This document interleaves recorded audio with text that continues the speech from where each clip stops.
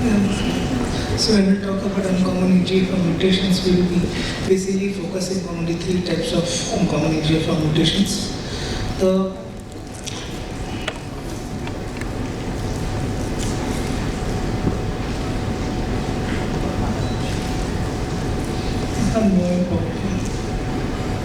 So the question is, how do you say it is uncommon? It is said uncommon because they are seen infrequently and they have not been represented in trials. Most of them, when you look at the EGFR landscape, have an incidence of less than 5%. With uncommon, it's very important that you understand the word complex, which means the uncommon mutation is alone seen or it's seen in combination with one of the EGFR sensitizing mutations. The common thing across all of these uncommon mutations is if they are seen along with the EGFR sensitizing mutations, they respond better to therapy. If they are seen alone, they don't respond that better to therapy. There are multiple types of such uncommon mutations in exon 18, and I won't go in exon 20 because that's a topic in itself. The issue is that the incidence, if you look at this uncommon mutation, exon 18 G719X is the predominant, followed by exon 20 S7685I and exon 21 L861Q. And these are the 3 things which we'll dissect today for our discussion. If you look at Indian data, we also see that this is the similar combinations which we see where the exon 18 G719X is the predominant one.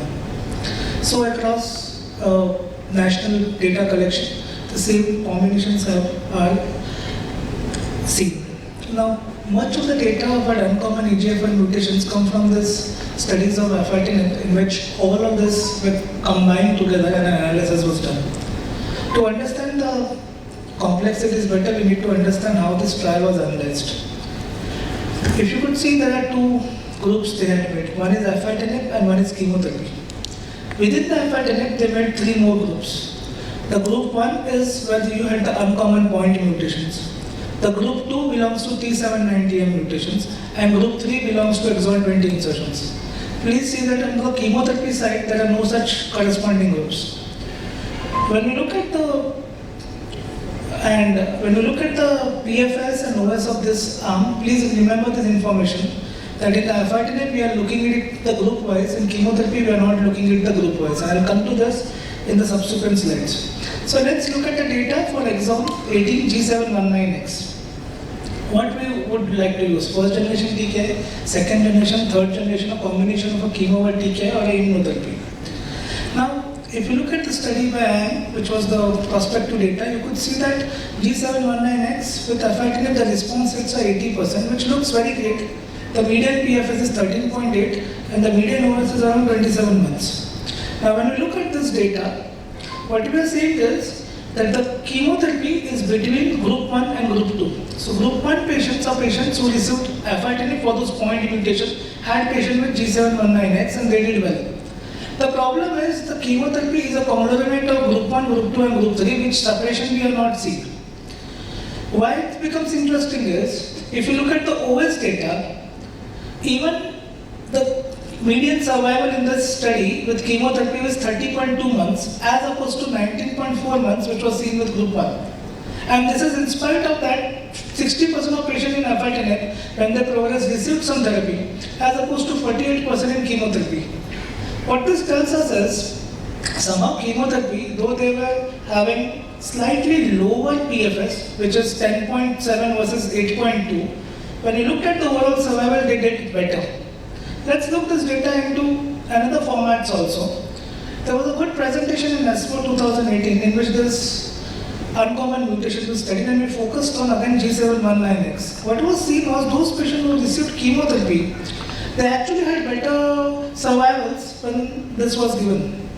If you look at the data from NEJ009 and even from Dr. Vanita's paper, you could see that those in others, they had patient on G719, they did better when there was a combination of chemotherapy given in these patients.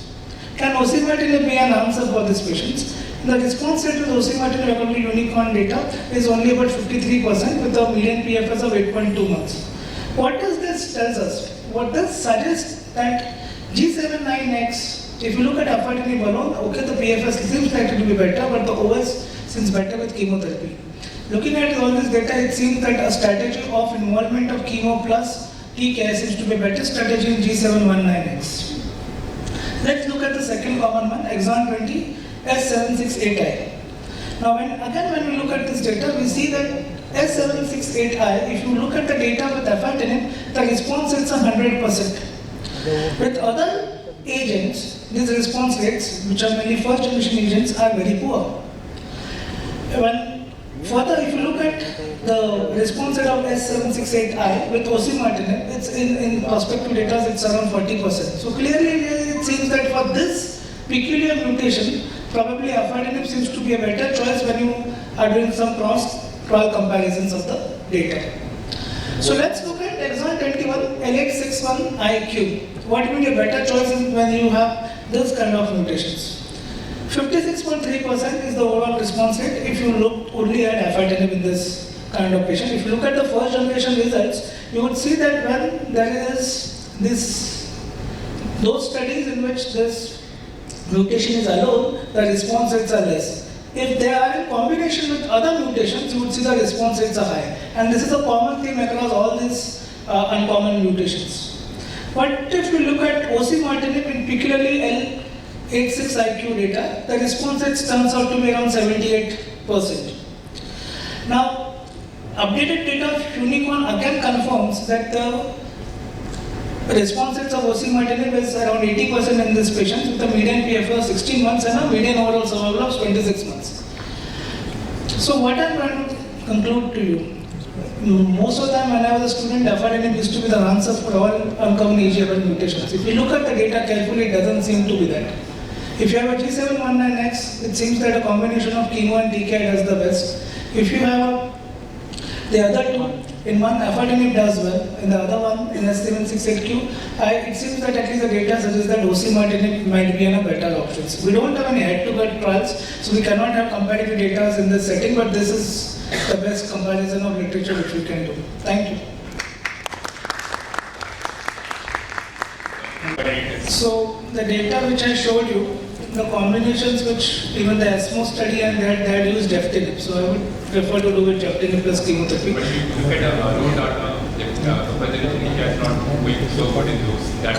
Correct. So the thing is, my experience of combining with afatinib plus chemotherapy is very limited. Frankly, I find it's very difficult to manage the side effects of afatinib alone. Forget about combination of chemotherapy. So if I had to use, I would use A. I actually tried to search if in G61 if there is any data for a combination of osimertinib plus chemotherapy, at least in literature, I couldn't get any data. Dr. Prabhat is there. Dr. Prabhat, have you seen any data?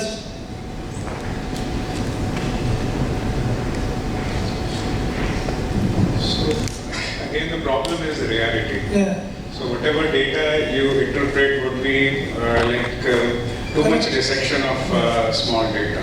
What we can understand or what we can infer from whatever information is available that these mutations have lesser sensitivity to most of these TKI. The outcomes are inferior.